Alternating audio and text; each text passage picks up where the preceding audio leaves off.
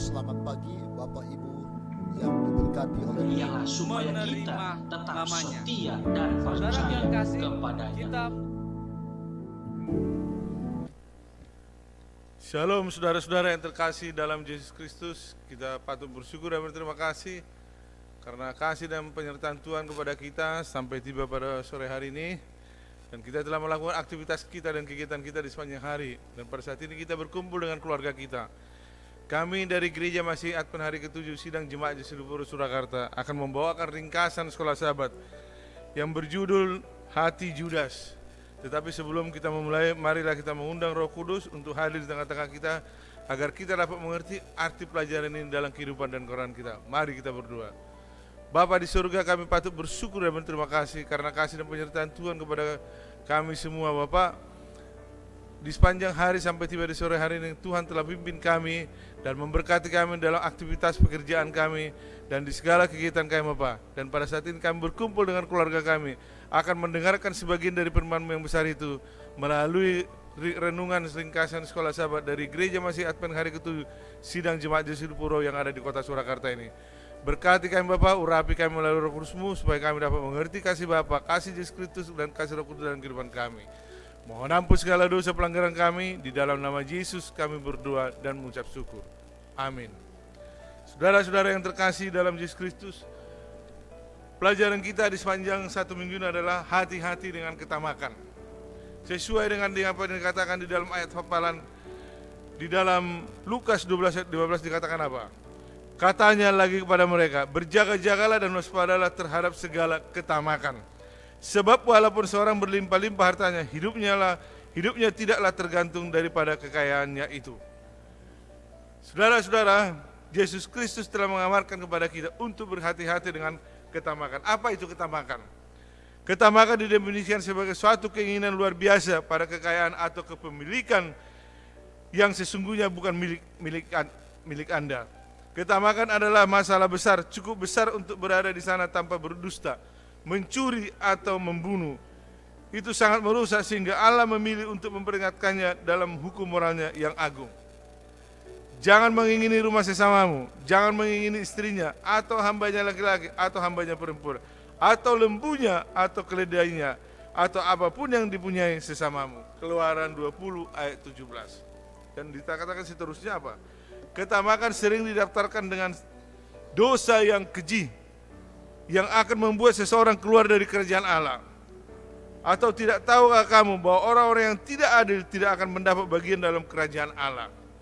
Janganlah sesat, orang cabul, penyembah berhala, orang berzina, benci, orang pemburit, pencuri, orang kikir, pemabuk, pemfitnah, dan penipu tidak akan mendapat bagian dalam kerajaan Allah. Yang terdapat di dalam 1 Korintus 6 ayat 9 sampai 10.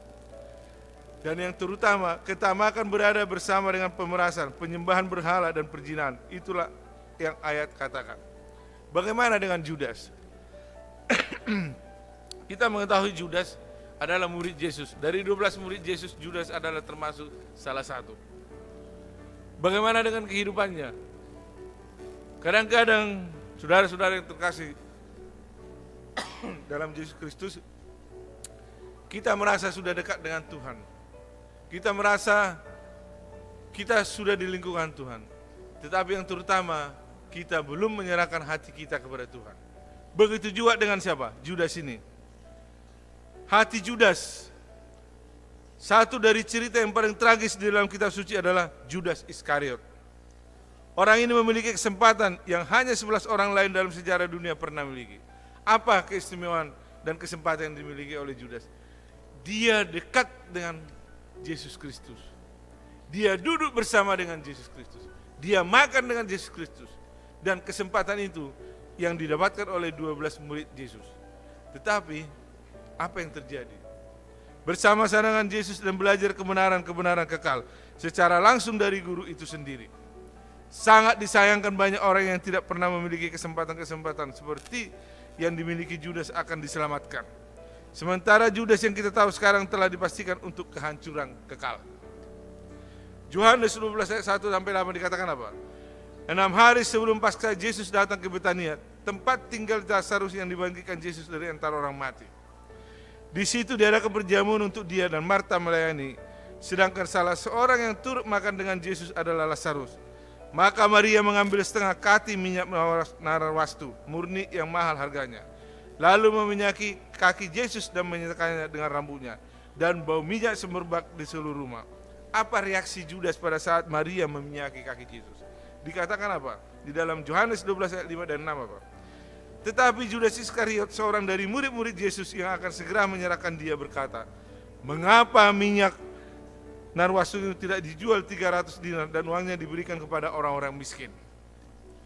Hal ini dikatakannya bukan karena dia memperhatikan nasib orang-orang miskin, melainkan karena dia adalah seorang pencuri. Ia sering mengambil uang yang disimpan dalam kas yang dipegangnya. Lalu bagaimana dengan respon Yesus? Di dalam Yohanes 12 ayat 7-8 dikatakan apa? Maka kata Yesus, biarkanlah dia melakukan hal ini mengingat hari penguburanku. Karena orang-orang miskin selalu ada pada kamu, tetapi aku tidak akan selalu ada pada kamu.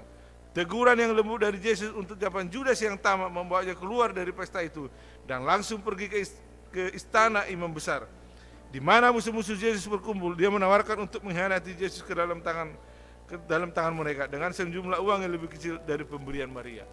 Apa pelajaran yang kita ambil dari sini? Sebenarnya Yesus menjamah hati Judas. Yesus mengasihi Judas, tapi Judas memilih yang lain. Bukannya bertobat, tetapi ketamakannya timbul. Bukannya ingin dia menyelamatkan orang miskin. Sering saudara-saudara kita mendengar mengutamakan orang miskin, tetapi sebenarnya bukan dia mengutamakan orang miskin, dia mengutamakan dirinya sendiri. Begitu juga dengan Judas ini. Apa yang bisa kita ambil dari pelajaran ini adalah kita harus berhati-hati dengan ketamakan itu. Karena ketamakan itu akan membawa membawa kesengsaraan bagi kita, membawa kita jatuh dan mungkin tidak akan terselamatkan. Matius 26:14-16 dikatakan apa? Kemudian pergilah seorang dari ke-12 murid itu yang bernama Judas Iskariot kepada imam-imam kepala. Ia berkata, apa yang hendak kamu berikan kepada aku supaya aku menyerahkan dia kepada kamu? Mereka membayar 30 uang perak kepadanya. Dan mulai saat itu ia mencari kesempatan yang baik untuk menyerahkan Yesus. Apakah yang terjadi dengan Judas? Ia memiliki begitu banyak kesempatan, begitu banyak keistimewaan. Mengapa dia melakukan sesuatu yang begitu jahat?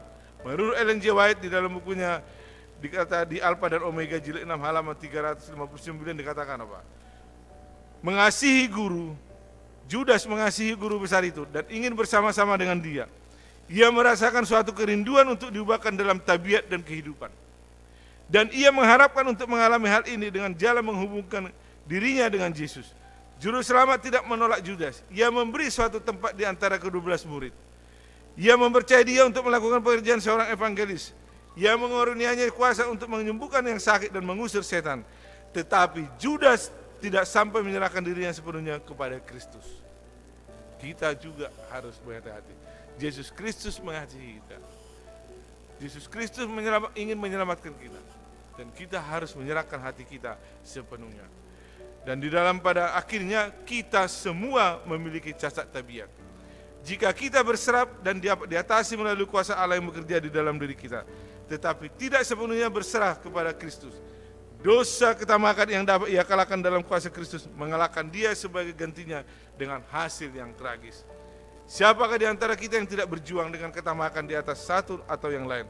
Dalam hal ini, apakah dia inginkan adalah uang? Ketamakan itu adalah masalah hati yang membuat Judas mencuri, yang akhirnya membuat dia mengkhianati Yesus.